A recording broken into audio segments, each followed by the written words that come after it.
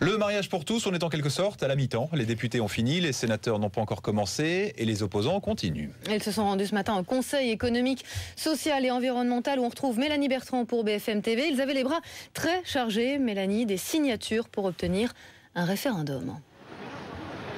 Oui, tout à fait. 694 000 signatures, très exactement, qui sont en train d'être remises, ces pétitions, au Conseil économique et social que vous voyez derrière moi. C'est Frigide Barjot elle-même qui va aller déposer avec d'autres volontaires de la Manif pour tous ces pétitions en nombre. Le but pour eux, eh bien, il est déjà rempli dans un premier temps puisque la barre des 500 000 signatures a été franchie. C'est la condition sine qua non pour pouvoir saisir le Conseil économique et social. Mais néanmoins, il reste une question. À quoi cela va-t-il servir puisque le texte a déjà été adopté la semaine dernière à l'Assemblée nationale et que le Conseil économique et social n'a pas d'avis suspensif. On a posé la question à Frigide Barjot. Je vous propose d'écouter sa réponse. Ça sert à débattre, ça sert à ce que les Français soient entendus, ça sert à apaiser aujourd'hui les tensions.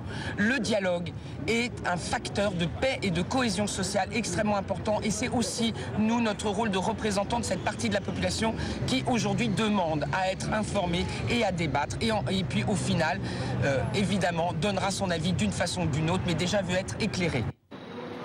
Des opposants donc au mariage pour tous qui restent mobilisés et qui envisagent déjà, pourquoi pas, de déposer un recours devant le Conseil constitutionnel si jamais l'option Conseil économique et social ne fonctionne pas, alors que le texte, lui, sera débattu au Sénat dès le 2 avril prochain. Le collectif Manif pour tous, les anti-eux, eh bien, ne désarment pas. Ils doivent déposer ce matin une pétition au Conseil économique et social.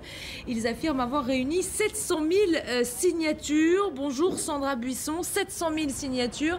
Est-ce que c'est suffisant pour faire annuler cette loi, pour organiser un référendum?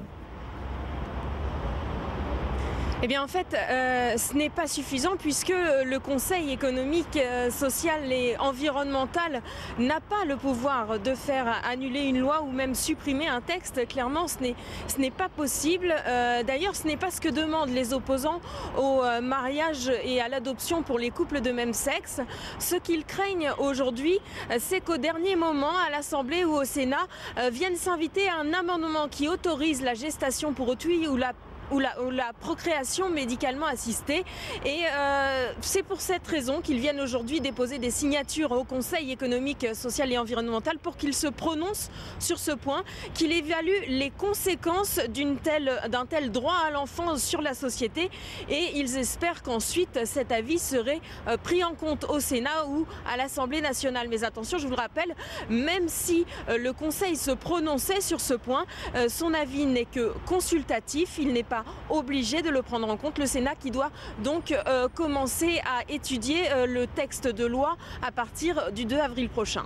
Merci Sandra Buisson avec Pierre-François Altermat qui vous accompagne. Merci à tous les deux.